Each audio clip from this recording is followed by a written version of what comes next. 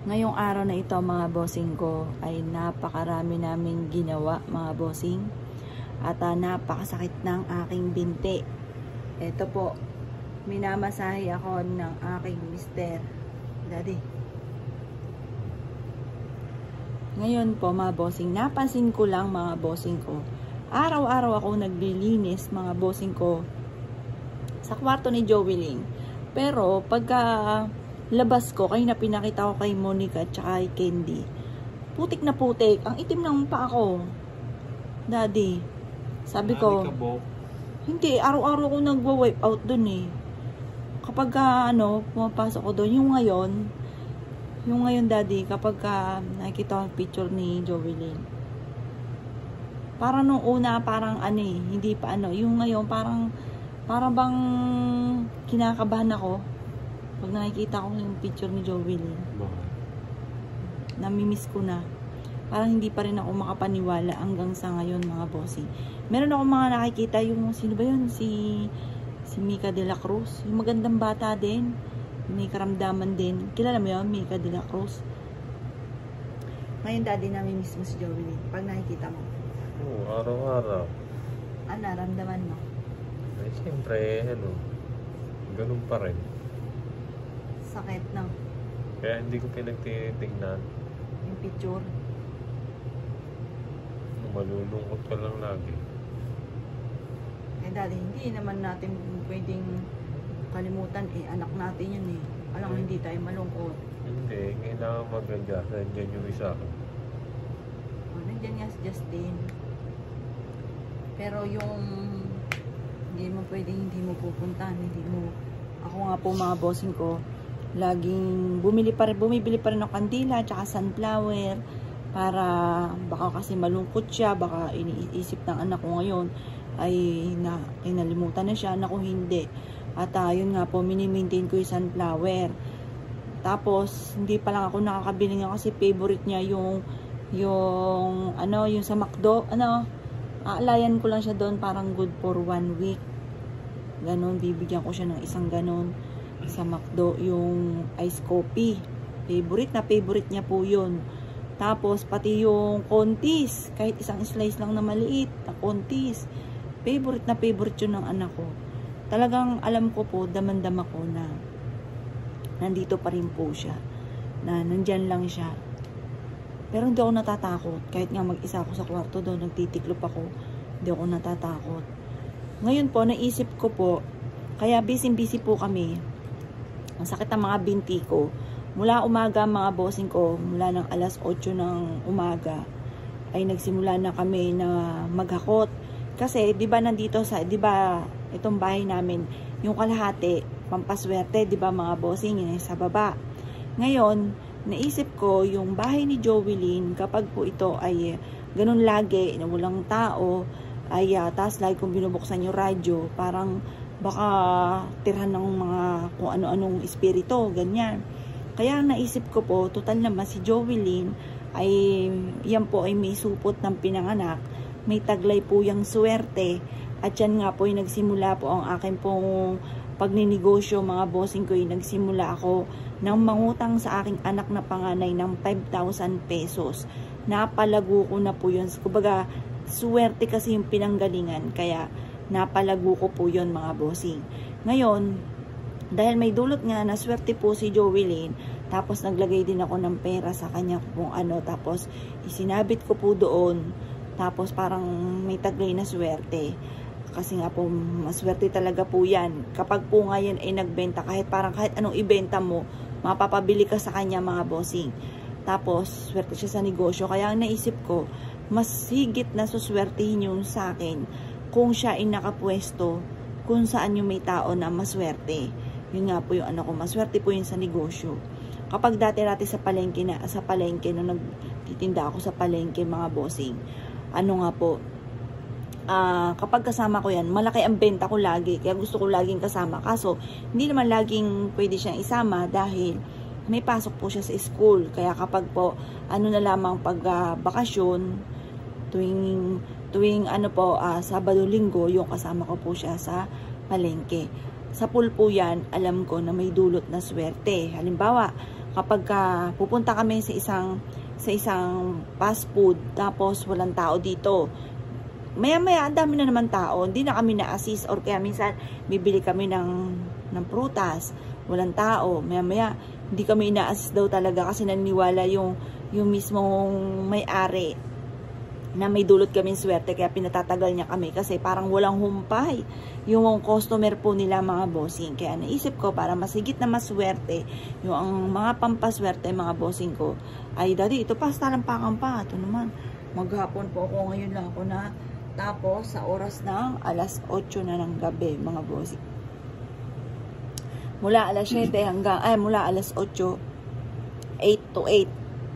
At bukas hindi pa rin na kami natapos. Bukas pa ang susunod, mga bossing ko. Yan, kaya naisip ko, at lagi ko yung iwiwish habang nag-iinsenso na, anak, etong mga pampaswerting ito ay higit mong paswertihin. Kasi naniwala nga po ako na talagang ang aking pong anak ay may dulot talagang swerte, mga bossing. Dahil sa pool po yan, ultimo ng pagkabata, lagi ko sinasama po yan sa tindahan. At ang dami kong benta kapag po yan ay na lagi kong kasama. Kaya naisip ko po, doon ko siya ilalagay, at mag-wish din ako na lahat ng mga bossing na gagamit sa aming mga pampaswerte ay higit po na swertihin. O ano, daddy? Anong masasabi mo in case na yung naisip kong ganon, para in case na lalong mas maging maswerte? Ay, swerte talaga yun, si Joey. O paano mo nasabing maswerte? So yun nga, nung meron tayong pwesto sa palengke, siya nga nagbebenta din eh. Minsan nandun tayo nakaupo lang, ano? Oo. At saka ano, ayun, pati sa online, mga bossing. sa online. Nako, dyan nagsimula kami, mga bossing ko. Siya po yung nagre-reply. Siya nagpasimula sa online shop natin eh. Siya po nagpasimula, siya talaga may idea ng lahat, mga bossing. Tapos siya rin yung nagre-reply. 2021. Oo, 2021 ata yun. Siya muna nag-ano nun. Oo, tayo siya nun eh. Siya po yung nagtayo po nun, kaya po namin naisip. Yung pampaswerte Pagyo 7 online shop. Siya yung nag-ano nun eh. Opo, siya po yung may idea. Siya yung laging may idea. Shop na yun, yung online. Tapos siya rin po yung nagre-reply. Tapos, ayun, nagulat nga po kami. Ang galing na anak ko. Yung JNT, paano kami taga-check. Tsaka ang hilig po niyang rumakit talaga, yung kagaya po no, nag-online din po siya ng damit, mga make-up, yung mga mahilig po talaga siya sa negosyo. Kaya nga po nitong mga nakalipas, tinitraining ko na po siya. Sabi ko nga po sa kanya, kung nahihirapan sa school, negosyo na lang po kami dito. Sabi ko po sa kanya, tinitraining ko na po siya. Kaso nangyari nga po ganun, dahil nga sa karamdaman. Yan. Ito, daddy, last na lang. Yan. Kasi sobrang ang sakit po talaga, mga bossing. Mag 8 to 8, mga bossing ko, palakad-lakad. Naglinis po kami. Tapos habang naglinis kami, nagpausok din po ako ng Chinese incense. Yan. Kaya sobrang pagod. O ano pa, daddy? Galing ni Joey na, no? Pati po yung mga Apple Pagyo, pampaswerte, siya po yung mga nagpapangalan lagi. Siya yung tagagawa ng mga email namin. Yung email natin, siya lahat ang gumawa. Siya po lahat ang gumawa nun. Kasi ako naman, di naman ako marunong. Kaya minsan pagka wala na akong tanungan. Kaya pag minsan sasabi ko, anak, paano ba itong gagawin? Pag may mga mga email na dumating na, hindi natin alam na. Siya po yung taga-ayos namin. Or kaya may gagawin na account. Siya yung, anak, pagawa nga ng bagong account, yung mga ganun. Lahat po kami. Siya, pati yung Justin, kay Daddy. Siya pa nag-isip ng JJMC Pagyo TV, ano? Oo, siya rin na nag-isip nun. Sa Facebook, saka yun sa YouTube. Siya din yun. Siya po yung utak talaga, mga bossing. Kaya bilib na bilib ako dyan, nahanga-hanga ako sa anak ko eh. Sabi ko nga po sa kanya, hindi nagreklamo kahit pagod na, no? Hindi po nagreklamo kahit pagod na. May kusang gising yun. At saka kahit puyat po yun, kasi sabi niya, nag-aaral po siya. Talagang pag-aalam niyang gigising ng maaga, maaga po siya talagang nagising, parang responsable siyang tao. Parang busy na rin, no? Siya po yung, kaya hanga-hanga kami sa anak ko eh, na panganay. Ganoon din naman tong bunso, kasi bata pa po yan eh. Kaya kumbaga, ganyan din si Jovelyn, wala din. Panilaro lang din yan, iPad, ganyan. Lab din niya, ate niya. Yan naman, lab na lab din ni ate.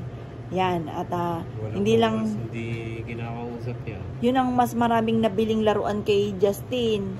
Di ba anak? Kahit hindi magsabi yan. Kahit hindi magsabi. Magugulat na lang yan, may iabot na lang sa kanya. Ano? Napakabait na bata noon. Tapos yun nga po noong October 27, hindi lang namin mahanap kung saan itinago ni ate yung laruan. May regalo na talaga si ate, si Jovelyn. Dalawang damit nga, tapos ilang papyon toys, dalawa din, no? Dalawa. Hindi natin malaman kung saan nilagay. Oh, nabili na daw po sabi ng boyfriend niya, sila daw po ang bumili. Hindi ko pa kasi naasikaso yung linisin lahat kasi ang sabi, hintayin ang maka 40 days, nakalipas ng 40 days, naglilipat naman po kami ng para dito na nag-o-online. Kasi doon po sa highway, kapag nag-online, nadidistract po sila kapag may mga dumadaan. Siyempre, tapos may mga customer, nahihiya-hiya po sila na magsalita, kaya parang patingin-tingin sa labas, hindi makadiretso ng tingin. Inuuna nila yung customer na dumadating. Oo, inuuna nila. Nai-stop po yung sa online, kaya sabi ko ayusin ko dito para tuloy-tuloy yung balik na ulit po dito sila sa pag-online pero bukod po yung sa highway, nandun pa rin po sila sila Race, nandun pa rin. Marang bubuko din lang namin para hindi nadidistract sa pagla-live, tsaka para ma-assist ng maayos yung customer. Ayan. Daddy, paalam ka na sa mga bossing. Mga bossing, maraming salamat sa mga suporta nyo. Simula noon at yung pagdarasal nyo sa amin, maraming salamat po mga bossing. Ayan. Sa pa po namin pupuntahan yung result ng aming sa January 5 na po mga bossing, kasi yung darating yung doktor namin. Kasi mahirap din naman magpaano-ano pa sa iba. Binabasa din yun. Binabasa kasi minsan may doktor na may doktor na nagtatanong-tanong, parang babasihin lang ang mga bossing. Tanong ng tanong, hindi binabasa yung result. Parang babasi lamang sa sagot po. Tapos pababalikin din tayo doon sa doktor namin. Oo, sa doktor namin. Kaya doon na lang po kami kasi kaganda naman doon sa doktor po namin. Siya yung mausisa siya sa lahat. May gamot naman daw tayo. Oo, hindi lang doon sa sakit namin na kasi internal po siya sa aming diabetes. Hindi lang siya doon. Hinahalukay niya lahat mga bossing ko. Parang gusto niya malaman ko ano yung history ng pasyente po niya. Yung lahat ko anong maaari pang iba pang karamdaman. Yan. O siya mga bossing ko, dyan po muna kayo. At napakasakit ng aking binti. Kinikisig po ang binti ko, talampakan mga bossing. Salamat po sa panonood mga bossing. Anak, mag-hi ka. Nak. Hello po. Ayan, mahihain pa po yan mga tinitraining ko na po yan mga bossing na hindi maging mahihain. Ayos mo, nakaupo anak. Ayan.